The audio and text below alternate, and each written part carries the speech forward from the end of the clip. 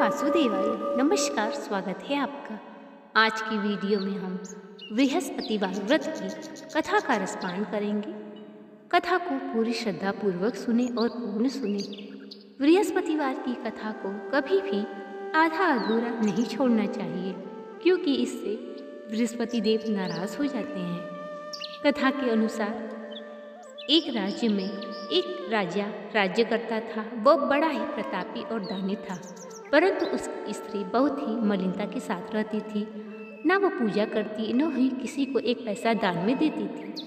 वह राजा को भी ऐसा करने से मना किया करती थी, परंतु राजा उसकी बात नहीं मानते थे। वे अपना धर्म कार्य हमेशा करते रहते और गरीबों में दान देते। एक दिन बृहस्पति भगवान साधु के रूप में उस राजा के दरवाजे पर भिक्षा मांगने आए। साधु ने कहा कि हे देवी, मुझे भिक्षा दे दो। तब रानी ने कहा कि मैं इस दान और पुण्य से तंग आ गई हूँ। इस कार्य के लिए मेरे पति देव ही बहुत है। अब आप ऐसी कृपा करें कि सारा धन नष्ट हो जाए तथा मैं आराम से रह सकूं। तब साधु रूपी बृहस्पति देव ने कहा कि हे रानी, संतान और धन से कोई दुखी नहीं होता है। अगर तुम्हारे पास अधिक धन है तो भूखे मनुष्य को भोजन करवाओ, प्याऊ लगवाओ, ब्राह्मणों को दान दो और धर्मशाला बनवा कर कुंवारी कन्या का विवाह करवाओ। धन को शुभ कार्यों में खर्च करो, जिससे तुम्हारा काफ़ी यश फैलेगा और स्वर्ग की प्राप्ति होगी। परंतु रानी साधु की इस बात से खुश नहीं हुई। उसने कहा, मुझे ऐसे धन की आवश्यकता ही नहीं जिसको रखने और संभालने में मेरा सारा समय नष्ट हो जाए। तब साधु रूपी ऋषिदेव ने कहा कि मैं जैसे तुम्हें बताता हूँ, 7 बृहस्पतिवार तक तुम वैसा ही करना। बृहस्पतिवार को गोबर से लीपना कर और अपने केशों को पीली मिट्टी से धोना। केशों को धोते समय स्नान करना। राजा से कहना हजामत करवाए। भोजन में मांस मदिरा खाना। इस प्रकार करने से तुम्हारा सारा धन नष्ट हो जाएगा। साधु के कहे अनुसार रानी ने ऐसा ही करने का निश्चय किया। कार्य करते हुए केवल 3 बृहस्पतिवार बीते थे कि उनकी समस्त धन संपत्ति नष्ट होने लगी और भोजन के लिए दोनों समय परिवार तरसने लगा। तब राजा कहने लगा कि यहाँ पर सभी मनुष्य मुझे जानते हैं, मैं यहाँ कोई कार्य नहीं कर सकता। मैं अब परदेश जा रहा हूँ, वहाँ जाकर कोई काम धंधा करूँगा। तब राजा वहाँ से चला गया। इधर रानी और दासी को किसी दिन भोजन मिलता, किसी दिन जल पीकर ही रह जाती। एक दिन 7 दिन बिना भोजन किए रानी और दासी को व्यतीत करना पड़ा। तब रानी ने कहा कि पास ही के नगर में मेरी बहन रहती है, बड़ी ही धनवान है, तो उसके पास जा वहाँ से 5 सेर बीजर मांग कर लिया। दासी रानी की बहन के घर गई। रानी की बहन उस समय बृहस्पतिवार की कथा सुन रही थी। दासी ने रानी की बहन से कहा, मुझे आपकी बहन ने भेजा है, मुझे 5 सेर बीजर दे दो। परंतु रानी की बहन ने कोई उत्तर नहीं दिया, क्योंकि उस समय वह पूजा कर रही थी। वह उदास होकर लौट आई और रानी से कहने लगी, आपकी बहन तो बहुत घमंडी है, वह छोटे लोगों से बात भी नहीं करती। मैंने उनसे कहा तो उसने कोई उत्तर नहीं किया। मैं वापस चली आई। तब रानी कहने लगी, इसमें उसका कोई दोष नहीं है। जब बुरे दिन आता है तो कोई भी सहारा नहीं देता। अच्छे बुरे का पता विपत्ति में लगता है। रानी की बहन ने सोचा कि मेरी बहन की दासी आई थी, परंतु मैं उससे नहीं बोली। इसलिए वह पूजन समाप्त कर अपने बहन के घर जाती है और कहती है कि हे बहन, तुम्हारी दासी हमारे घर गई थी, परंतु उस समय मैं बृहस्पतिवार की कथा सुन रही थी, इसलिए हम लोग ना उठते ना बोलते, इसलिए मैं नहीं बोली। कहो दासी क्यों गई थी? तब रानी कहने लगी, वैसे तुमसे कोई बात छिपी नहीं है। मैंने दासी को तुम्हारे पास 5 सेर बीजर लेने के लिए भेजा था। तब रानी की बहन कहने लगी कि बृहस्पति भगवान सबकी मनोकामना पूर्ण करते हैं। देखो, तुम्हारे घर में अनाज रखा होगा।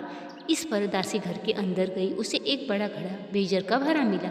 उसे बड़ी ही हैरानी हुई। तब वो रानी से आकर कहने लगी कि वैसे तो अन्न नहीं मिलता, हम रोज़ ही व्रत किया करते हैं। अगर इनसे व्रत की विधि पूछ ली जाए तो हम भी किया करेंगे। दासी के कहने पर रानी की बहन ने बृहस्पतिवार के व्रत के बारे में पूछा। रानी की बहन ने कहा कि बृहस्पतिवार को सूर्योदय से पूर्व स्नान करके भगवान विष्णु का केले के वृक्ष की जड़ में चने की दाल और गुड़ डालकर पूजन करे, फिर कथा पढ़े और सुने। इस प्रकार करने से भगवान प्रसन्न होते हैं, अन्न पुत्र धन देते हैं। विधि बताकर रानी की बहन अपने घर लौट गई। रानी और दासी ने निश्चय किया कि हम लोग भी करेंगे। इस प्रकार बृहस्पतिवार आया। दोनों ने बृहस्पतिवार का व्रत रखा। भगवान बृहस्पतिवार का व्रत रखने पर प्रसन्न थे। साधु के रूप में 2 थालों में सुंदर पीला भोजन लेकर आए और दासी को देकर बोले, यह भोजन तुम्हारे और रानी के लिए है, तुम दोनों करना। दासी भोजन पाकर बड़ी प्रसन्न हुई। रानी से कहने लगी, रानी जी भोजन कर लो। रानी जी कहने लगी, क्यों तो व्यर्थ में हमारी हंसी उड़ाती है। रानी को भोजन के आने के बारे में कुछ पता नहीं था। तब दासी कहने लगी कि एक साधु हम दोनों के लिए भोजन दे गया है, इसलिए मैं और आप साथ साथ भोजन करेंगे। उन्होंने भगवान को नमस्कार कर भोजन प्रारंभ किया। इसके बाद से उनके पास अधिक धन हो गया। अब रानी फिर पहले की तरह आलस्य करने लगी। तब दासी कहती है कि हे रानी, तुम पहले भी इस प्रकार आलस्य करती थी। तुमको धन को रखने में कष्ट होता था, इस कारण सारा धन नष्ट हो गया। अब हमें भगवान की कृपा से धन मिला है, तो तुम फिर आलस्य करती हो। धन को शुभ कार्यों में खर्च करो। रानी ने इस प्रकार के कर्म करने प्रारंभ किए। गरीबों की कन्या का विवाह करवाया, प्याऊ लगवाया, ब्राह्मणों को दान दिया। अब रानी और दासी विचार करने लगी, न जाने राजा की दशा में होंगे। तब उन्होंने भगवान से प्रार्थना की। भगवान उस लकड़हारे के पास स्वप्न में जाकर कहने लगा कि हे लकड़हारा, तुम इस सुनसान जंगल में क्या कर रहे हो। तब वह लकड़हारा कहने लगा कि रानी की गलती से मुझे बहुत ही कष्ट भोगना पड़ा, इस कारण मेरी यह दशा हुई। तब साधु ने कहा कि तुम्हारी पत्नी ने बृहस्पतिवार का व्रत करना प्रारंभ कर दिया है, अब तुम किसी बात की चिंता मत करो। लकड़ी लेकर बृहस्पतिवार को बाजार जाओ, तुम्हें रोज से दोगुना धन प्राप्त होगा और तुम भली भांति पूजा का सामान लाकर बृहस्पतिवार का व्रत रख लोगे। इस प्रकार राजा बृहस्पतिवार के दिन लकड़ी लेकर बेचने गया। उसे और दिनों से अधिक धन मिला। उसने ले आकर कथा कही प्रसाद बांटा। उस दिन से उसके सभी कष्ट दूर हो गए। लेकिन अगला गुरुवार आया तो राजा बृहस्पतिवार का व्रत रखना भूल गया। इस कारण भगवान ने उसे दंड दिया।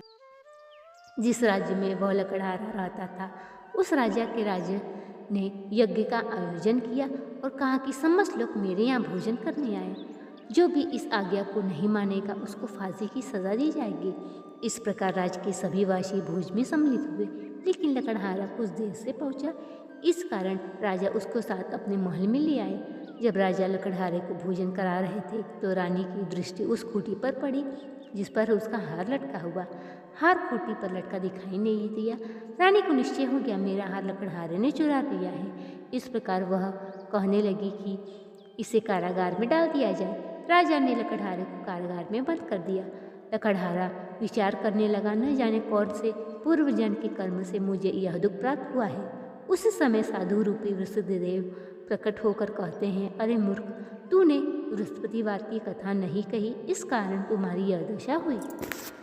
साधु रूपी वृषदेव कहते हैं कि जेल के द्वार पर तुझे 4 पैसे पड़े मिलेंगे, उनसे तू कथा कहना और प्रसाद बांटना, तेरे सभी कष्ट दूर हो जाएंगे। अगला गुरुवार आया। राजा लकड़हारे ने प्रसाद मंगवाया और बांटा, कथा कही। उस दिन रात्रि को वृषदेव ने उस राजा के स्वप्न में कहा कि तूने जिस आदमी को बंद किया है वह राजा है, निर्दोष है, उसे छोड़ दे, नहीं तो मैं तेरे राज्य को नष्ट कर दूंगा। राजा ने प्रातः लकड़हारे को बुलाकर क्षमा मांगी और राजा के योग्य सुंदर वस्त्र आभूषण उसे दे के विदा कर दिया। अब राजा अपने नगर को चल दिया। राजा नगर के निकट पहुंचा तो उसे बड़ा ही आश्चर्य हुआ। नगर में बहुत से मंदिर, धर्मशालाएं आदि बने हुए थे। उसने नगर के लोगों से पूछा, यह सब किसकी हैं? तब वह कहने लगे, ये दासी और रानी द्वारा बनवाए गए हैं। जब रानी को खबर मिली कि राजा आ रहे हैं, तब दासी से कहने लगी, तू दरवाजे पर खड़ी हो जा, देख राजा हमको कितनी ही बुरी हालत में छोड़ गए थे, ऐसी हालत देखकर कहीं लौट न जाए। तब वह दासी दरवाजे पर खड़ी हो गई और राजा को अपने साथ महल में ले आई। राजा ने अपनी तलवार निकाली और पूछने लगा, बताओ यह धन तुम्हें कैसे प्राप्त हुआ? तब वे कहने लगे, हमें यह धन बृहस्पति देव के प्रभाव से प्राप्त हुआ है। तब वह कहने लगा, राजा कि 7 रोज तो सभी बृहस्पतिवार का व्रत रखते हैं, लेकिन मैं रोज़ व्रत रखूंगा और दिन में 3 बार कथा करूंगा। इस प्रकार राजा के दुपट्टे में हर समय चले की दात बंधी रहती। एक दिन वह विचार कर कहने लगा कि मैं अपने बहन के घर जाऊंगा। इस प्रकार वह तैयार होकर घोड़े पर सवार होकर चल दिया। मार्ग में उसने देखा कुछ आदमी मुर्दे को लिए जा रहे हैं। उसने कहा, मेरी बृहस्पतिवार की कथा सुन लो। कुछ आदमी बोले, हमारा आदमी मर गया है, परंतु कुछ बोले कि हम तेरी कथा सुनेंगे। राजा ने दाल निकाली, कथा कहनी शुरू कर दी। कथा आधी हुई, मुर्दा हिलने लगा। कथा समाप्त हुए होते ही राम राम करके मुर्दा उठ खड़ा हो गया। राजा आगे बढ़ा। चलते चलते शाम हो गई। एक किसान खेत में हल चला रहा था। उसने कहा, मेरी बृहस्पतिवार की कथा सुन लो। किसान बोला, जब तक तेरी कथा सुनूंगा 4 हरैया जोत लूंगा, जा तू कथा किसी और को सुनाना। राजा के हटते ही बैल वहाँ पे गिर गए और किसान के पेट में दर्द होने लगा। किसान की पत्नी रोटी लेकर आई। बुढ़िया ने सवाल पूछा। तब वह कहने लगा कि राजा की कथा न सुनने के कारण इसकी यह दशा हुई। बुढ़िया दौड़ी दौड़ी घुड़सवार के पास गई। घुड़सवार से कहा कि मैं तेरी कथा सुनूंगी, तू मेरी कथा मेरे खेत पर चलकर कहना। तब राजा ने जाकर के बुढ़िया के खेत पर कथा कही, जिससे सुनकर बैल खड़े हो गए। एक किसान का पेट का दर्द भी बंद हो गया। अब राजा अपने बहन के घर पहुंचा। बहन ने भाई की खूब मेहमानी की।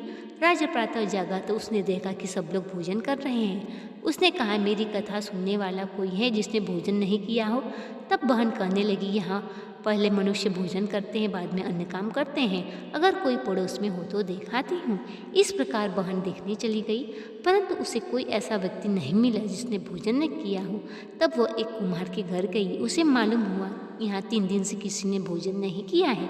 राजा की कथा सुनने के लिए उसने कहा। कुम्हार तैयार हो गया।